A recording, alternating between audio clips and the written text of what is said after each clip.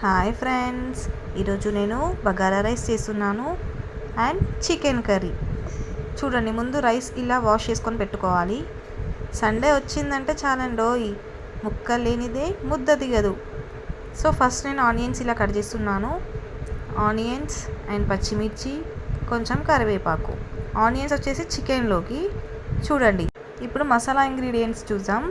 బిర్యానీ ఆకు, ఫ్లవర్, లవంగాలు, సాజీరా, దాల్చిన చెక్క, ఇలాచి.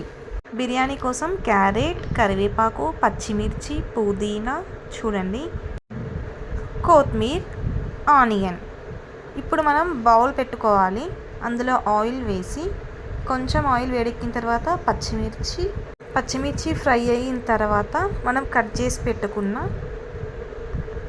క్యారెట్ని వేయాలి. క్యారెట్ వేసిన తర్వాత అది కొంచెం ఫ్రై కావాలి.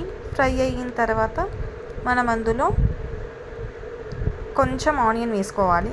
టేస్ట్ బాగుంటుంది ఆనియన్, ఇష్టం అన్నమాట. స్కిప్ చేసే చేయొచ్చు లేదా ఆనియన్ వేసుకోవచ్చు. అలా అవి ఫ్రై అయిన తర్వాత మనం కొంచెం జింజర్ పేస్ట్ వేయాలి. అందులో బాగా ఫ్రై అవ్వాలి. అండ్ మసాలాస్ కూడా యాడ్ చేసుకోవాలి అందులోనే. చూడండి, ఇప్పుడు ఇలా ఫ్రై అవుతుంది కదా. ఫ్లేమ్ మాత్రం స్లోలో పెట్టుకోవాలి.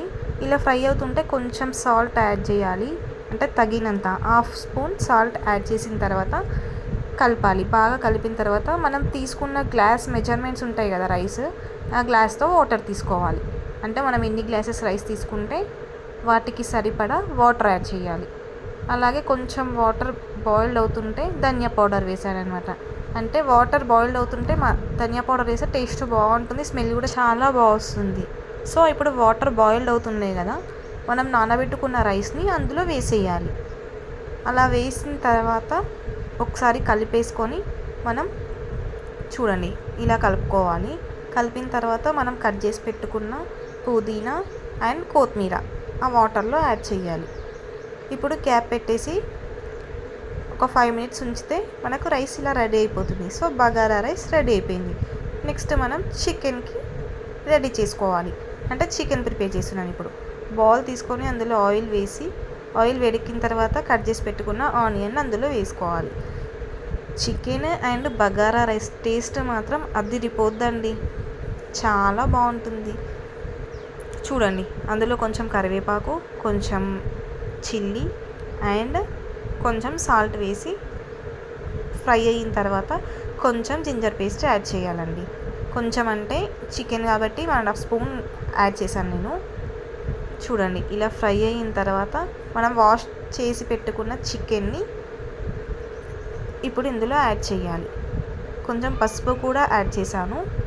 చూడండి, ఈ చికెన్ని అందులో యాడ్ చేసి ఆ చికెన్లో ఉన్న వాటర్ అంతా పోయే వరకు మనం చికెన్ని బాయిల్ చేయాలన్నమాట. ఇప్పుడు ఆ చికెన్లో కొన్ని వాటర్ వస్తాయి కదా, మనం గ్యాస్ పైన పెట్టిన తర్వాత. చూడండి, ఇలా కలుపుతున్నా.